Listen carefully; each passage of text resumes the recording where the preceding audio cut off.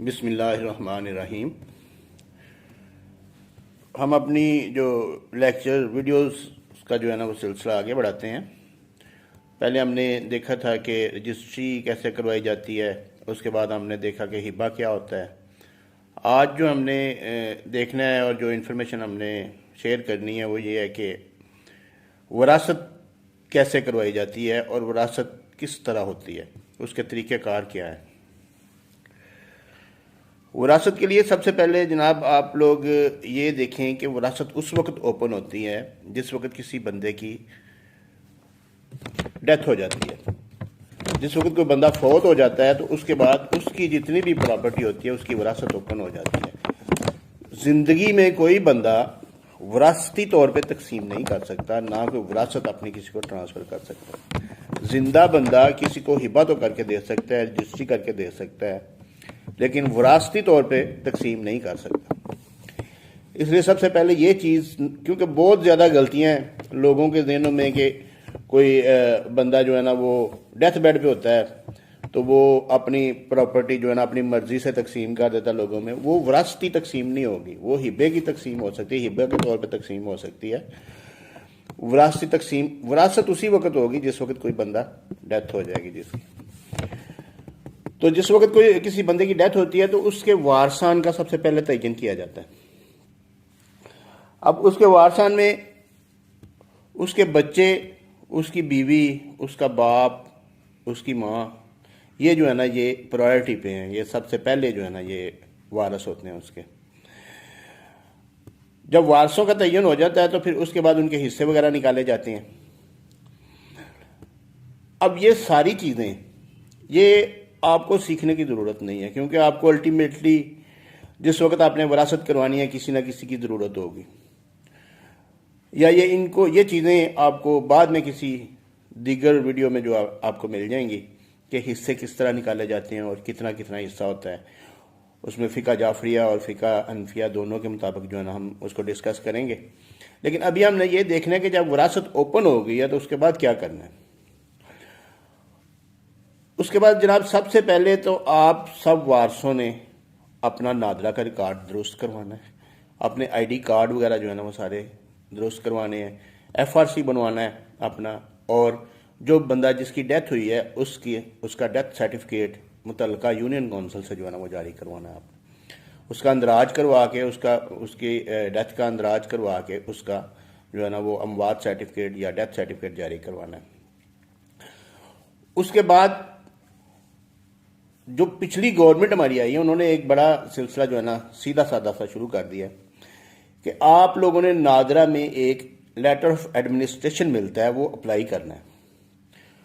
उसमें आपके जो फौत हो गया ना बंदा, उसके अगर कोई बैंक अकाउंट्स हैं वो भी, अगर उसकी कोई प्रॉपर्टी है वो भी, अगर उसकी कोई गाड़ी है वो भी, उसके जितने भी एसेट्स हैं ना, जितने भी टेंजिबल और इनटेंजिबल यानी कि मनकूला गैर मनकूला जितनी भी जायदाद है ना उसकी, वो सारी उसके अंदर मेंशन हो जाएगी।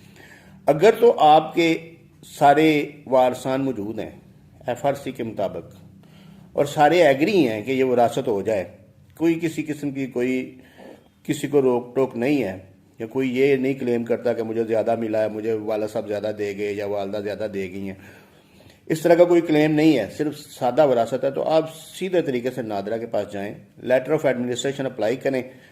आपको चंद दिनों के अंदर जो है ना वो एक succession certificate letter of administration जारी कर देंगे। वो जिधर जिधर आपकी प्रॉपर्टी, आपके वाला साहब की प्रॉपर्टी है, वहाँ पे जाके उसको जमा करवाएं और आपकी विरासत चढ़ जाएगी। एज़ पर आपके आईडी कार्ड्स और आपके एफआरसी वो आपकी विरासत चढ़ जाएगी। अगर वो बैंक में अकाउंट है तो बैंक में जाके दे दें, अगर ज़रूरी ज़मीन है तो वो पटवारी को जाके दे दें, अगर रायशी मकान है गाँव वगैरह में तो फिर भी पटवारी करेगा, अगर कोई रजिस्टर्ड डीड है, रजिस्ट्री के थ्रू मालिक है तो फिर तो आपको ज़रूरत नहीं है किसी को देने की, फिर तो आपने जब उसको तकसीम करवाना है तो वो ऐसे ही वो आपका लेटर ऑफ एडमिनिस्ट्रेशन जो है ना वो चलेगा। अगर कोई PT1 में रिकॉर्ड है, प्रॉपर्टी टैक्स का रिकॉर्ड है, तो PT1 वालों का महकमा उनको दे दें, जाके वो कर देंगे। महकमा माल को दे दें, कंटोनमेंट बोर्ड में है तो उनको दें, अगर म्यूनसिपल कॉर्पोरेशन टाउन कमेटी में है तो उनको जाके वो लेटर ऑफ एडमिनिस्ट्रेशन दें। अगर किसी हाउसिंग सोसाइटी में आप रह रहे हैं तो उधर भी आपने वो लेटर ऑफ एडमिनिस्ट्रेशन देना है, उसके मुताबिक आपकी विरासत चढ़ जाएगी।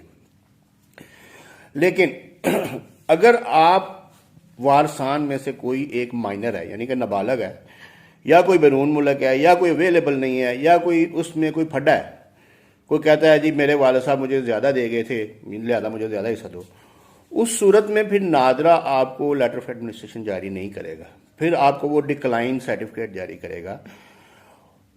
बल्कि फिर तो आपको ज़रूरत ही नहीं वहाँ जाने की, नादरा में जाने की, फिर आप सीधा सीधा कोर्ट में जाएं और कोर्ट में उसकी जो है ना वो तकर्री वारसान की जो है ना वो डिग्री हासिल करें। वो डिग्री जो है ना वो ऐसे ही है जैसे आपको लेटर ऑफ एडमिनिस्ट्रेशन जारी हुआ है। वो डिग्री आप जिस जिस जिस महकमे में लेके जाएंगे उधर वो आपकी विरासत चढ़ जाएगी। इसी तरह अगर आप वो डिग्री भी नहीं लेते, अगर सिर्फ आपके पास ज़री इरादी है, सिर्फ ज़री इरादी है, तो उसका एक बड़ा सिंपल तरीका है कि आप FRC लें, डेथ सर्टिफिकेट लें, एक एप्लीकेशन तहसीलदार के नाम लिखें, या अगर आपका रिकॉर्ड कंप्यूटराइज रिकॉर्ड हो चुका है तो आप अरादी रिकॉर्ड सेंटर वाला जो कंप्यूटराइज सेंटर जो आपका है उसको एड्रेस करते हुए आप एक एप्लीकेशन लिखें, साथ अपने डॉक्यूमेंट्स लगाएं। वो अपने पटवारी से रिपोर्ट ले लेंगे, पटवारी आप लोगों के बयान नोट रिकॉर्ड कर लेगा, नंबरदार का बयान रिकॉर्ड कर लेगा, उसके बाद वो विरासत चढ़ा देगा, वो सिंपल हो जाएगा। लेकिन अगर आपके पास ज़्यादा चीज़ें हैं ज़री ज़मीन के अलावा, क्योंकि आपके पास हो सकता है कोई मकान हो जो लाल लकीर के अंदर है, उसका रेवेन्यू रिकॉर्ड नहीं है, फिर आपको डिग्री लेनी पड़ेगी। अगर आपका कंटोनमेंट बोर्ड का है फिर भी आपको डिग्री लेनी पड़ेगी। अगर आप म्यूनसिपल कॉरपोरेशन या टाउन कमेटी का रिकॉर्ड है आपके पास फिर भी आपको डिग्री लेनी पड़ेगी। किसी हाउसिंग सोसाइटी में है तो फिर भी आपको जो है ना तकर्री वारसान की डिग्री लेनी पड़ेगी। तो इस तरीके से आप अपनी जो है ना वो विरासत जो है ना वो चढ़ा सकते हैं, और इसमें किसी किस्म का कोई मसला नहीं है, किसी किस्म का कोई परेशान होने की ज़रूरत नहीं है। बहुत सादा सा सिस्टम है कि आप नादरा में जाएं और जाके अपना लेटर ऑफ एडमिनिस्ट्रेशन या सक्सेशन सर्टिफिकेट हासिल करें और मुतल्लिका महकमे को दें जाके, और वहाँ पे जाके अपने बयान रिकॉर्ड करवाएं, ID कार्ड की कापियाँ दें, FRC दें, तो विरासत आपकी चढ़ जाएगी। बहुत शुक्रिया।